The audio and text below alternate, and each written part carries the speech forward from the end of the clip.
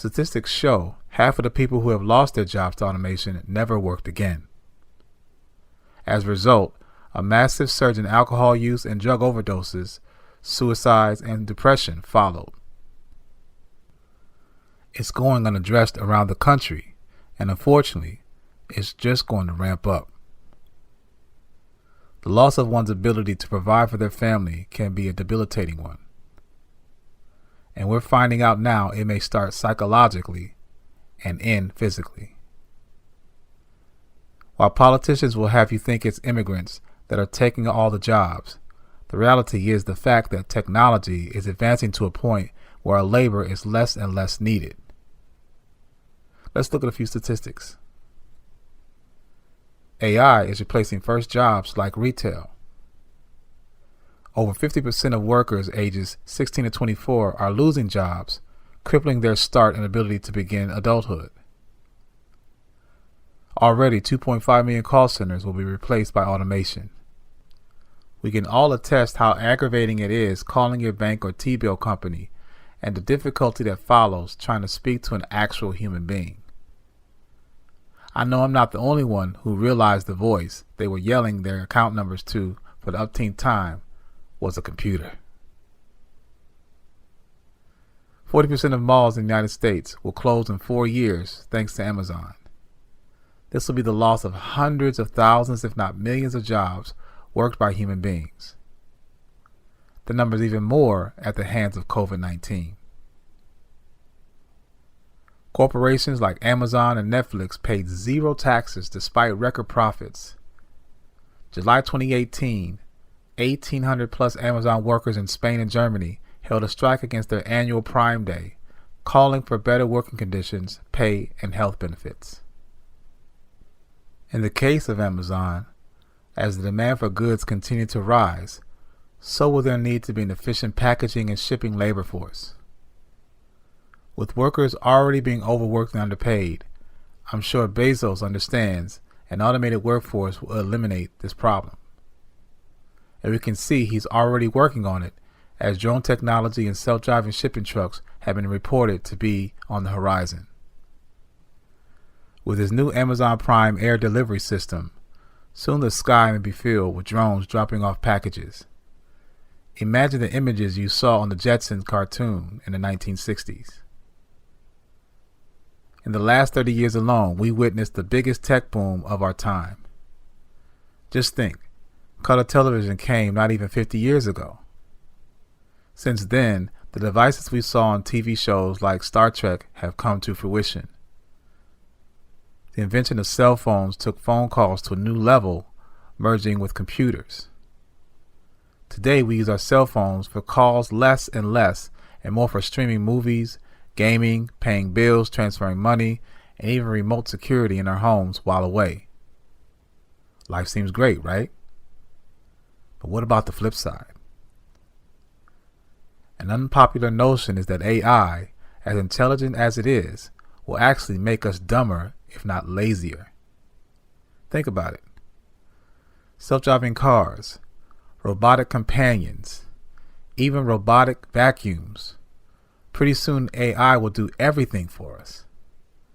And as so many may see this as a good thing, we are in essence rolling out the red carpet for the Terminator.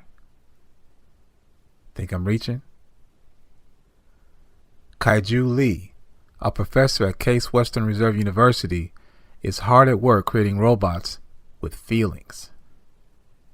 He claims, quote, "Our future will be side by side with emotionally intelligent robots," end quote.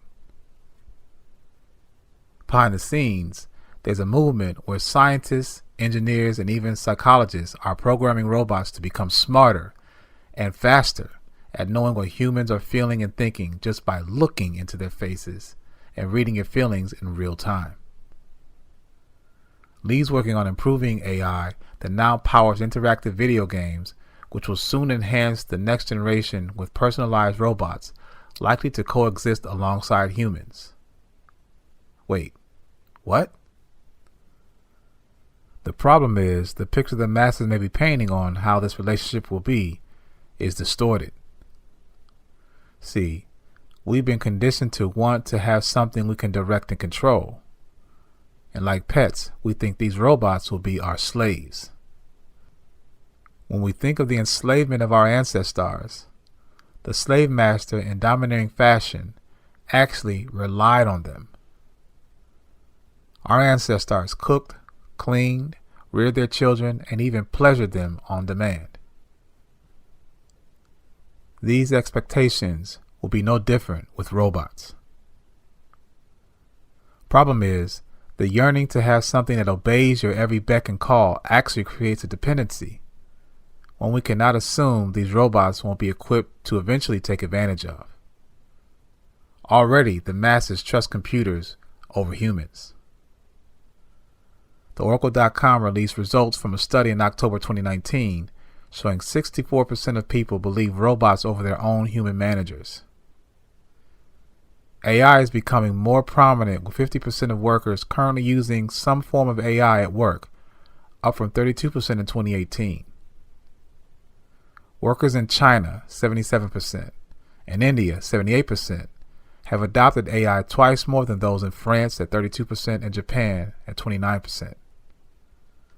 The majority of workers are optimistic, excited, and grateful about having robot co-workers, and nearly a quarter report having a loving and gratifying relationship with AI at work.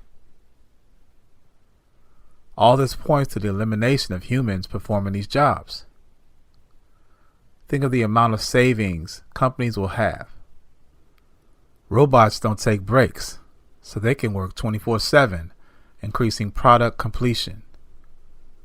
Robots don't take vacations or sick days, so there's no benefits and bonuses to be paid out. And if a robot breaks down, they can simply be replaced, upgraded with no worry of worker compensation claims. In fact, they're the perfect slave because they won't have to be paid at all.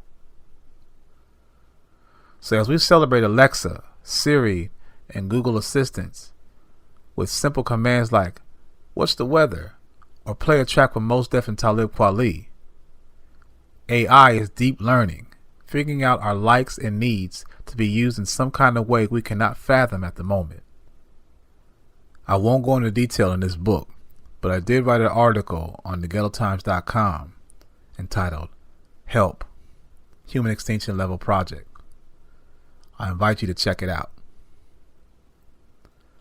Bottom line is, although AI will have a trans-ethnic impact, Poatis may be affected in a way we won't be able to come out of.